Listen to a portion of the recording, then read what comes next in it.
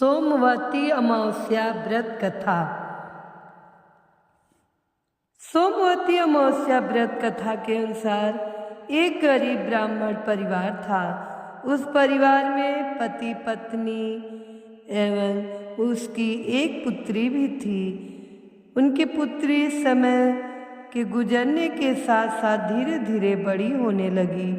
उस पुत्री में बढ़ती उम्र के साथ सभी स्त्रियोचित सगुणों का विकास हो रहा था।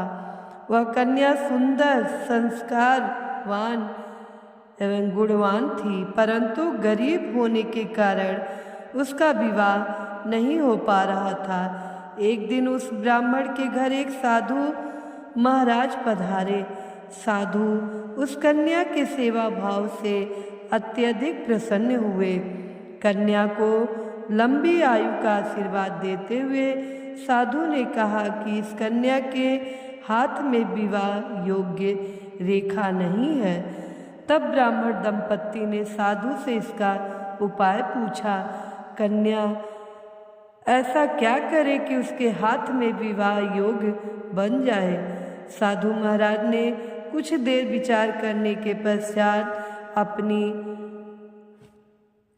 अंतर्दृष्टि में ध्यान करके बताया कि कुछ ही दूरी पर एक गांव में सोना नाम की एक धोबिन महिला अपने बेटे बहू के साथ रहती है, जो बहुत ही आचार विचार एवं संस्कार संपन्न तथा पति परायण है। यदि यह सुकन्या उस धोबिन की सेवा करे और वह महिला इसकी शादी में अपने मांग का सिंदूर लगा दे तथा उसके बाद इस कन्या का विवाह हो जाए तो इस कन्या का वैधव्य योग मिट सकता है। साधु ने यह भी बताया कि वह महिला कहीं बाहर आती जाती नहीं है। यह बात सुनकर ब्राह्मणी ने अपनी बेटी से धोबिन की सेवा करने का प्रस्ताव रखा। अगले दिन से ही कन्या प्रातःकाल ही उठकर सोना धोबिन के घर जाकर साफ सफाई एवं अन्य कार्य करके अपने घर वापस आने लगी। एक दिन सोना धोबिन अपनी बहू से पूछती है कि तुम तो सुबह ही उठकर सारे काम कर लेती हो और पता भी नहीं चलता। बहू ने कहा, माँ जी, मैंने तो सोचा कि आप ही सुबह उठकर सारे काम खुद ही खत्म कर लेती हैं। मैं तो देर से उठती हूँ। यह सब जानकर दोनों सास बहू घर की निगरानी करने लगी कि कौन है जो सुबह ही घर का सारा काम करके चला जाता है। कई दिनों के बाद धोबिन ने देखा कि एक कन्या मुंह ढके अंधेरे में घर में आती है और सारे काम करने के बाद चली जाती है। जब वह जाने लगी तो सोना धोबिन उसके पैरों पर गिर पड़ी।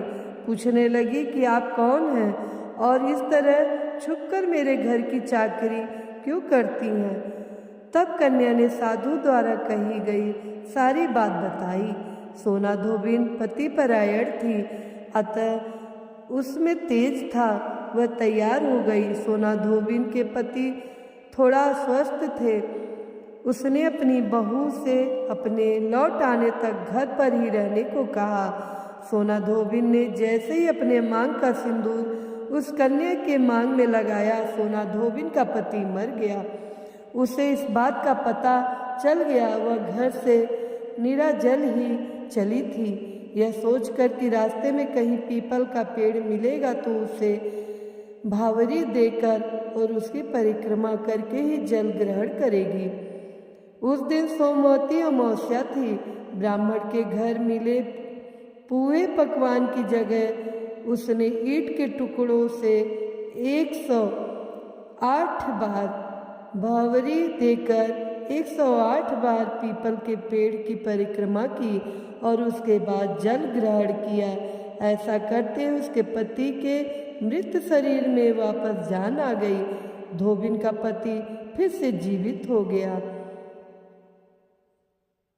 तो प्रेम से बोलिए सोमवती अमावस्या की जय। सोना धोबिन की जय।